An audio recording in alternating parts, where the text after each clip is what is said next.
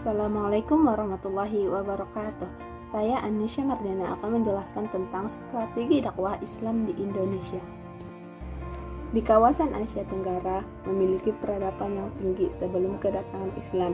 Hal ini dikarenakan karena Asia Tenggara terdiri dari negara-negara yang memiliki kesamaan budaya dan agama yang berkembang di Indonesia secara periodik dan dengan strategi dakwah yang damai dan menyesuaikan diri dengan penduduk setempat tanpa kekerasan.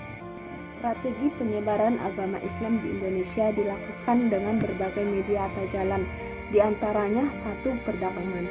Strategi penyebaran agama Islam melalui jalur perdagangan merupakan proses Islamisasi pertama di Indonesia pada tahun ke-7 Masehi sampai ke-16 Masehi.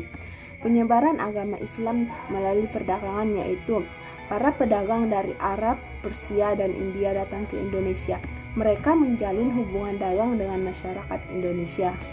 Strategi dakwah melalui jalur perdagangan selain menguntungkan juga sangat efektif karena strategi ini sangat sesuai dengan karakter masyarakat di wilayah pesisir.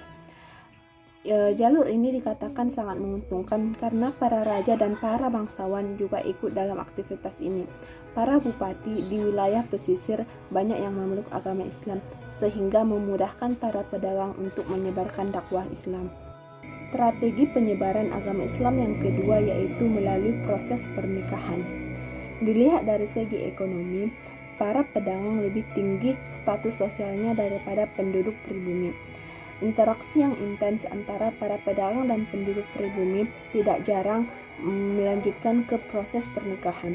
Selanjutnya, dalam prosesi pernikahan, penduduk pribumi harus mengucapkan kalimat syahadat, sehingga ini merupakan media yang efektif untuk penyebaran agama Islam. Para ulama yang menikahi masyarakat pribumi. 1. Raden Rahmat atau Sunan Ampel menikahi Nyai Manela. Kemudian Sunan Gunung Jati menikahi Putri Kawungatun, dan Raja Brawijaya menikahi dengan Putri Campa yang beragama Islam yang memiliki putra Raden Patah yang akhirnya menjadi Raja Demak. Yang ketiga, politik.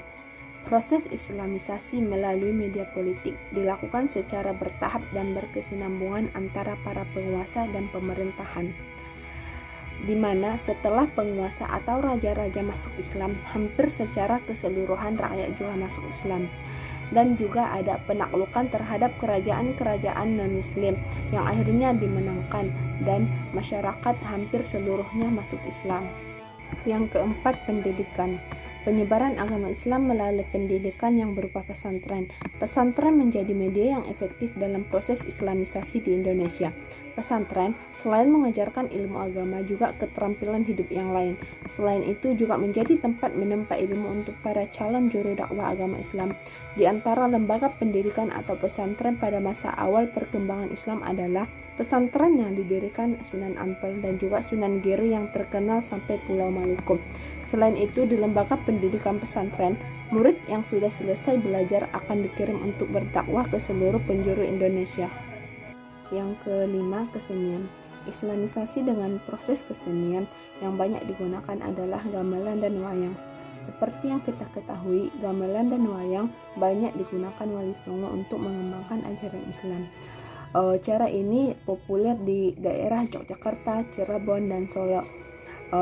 Masyarakat akan berkumpul ketika kesenian ini dilaksanakan, dan ini merupakan kesempatan untuk menyebarkan dakwah Islam. Dan yang terakhir adalah tasawuf. Para sufi mengajarkan ilmu tasawuf yang sudah diramu dengan ajaran yang dikenal oleh masyarakat Indonesia. Seorang sufi biasanya dikenal dengan kesederhanaan hidup dan hidup di tengah-tengah masyarakat. Sekian penjelasan dari saya. Assalamualaikum warahmatullahi wabarakatuh.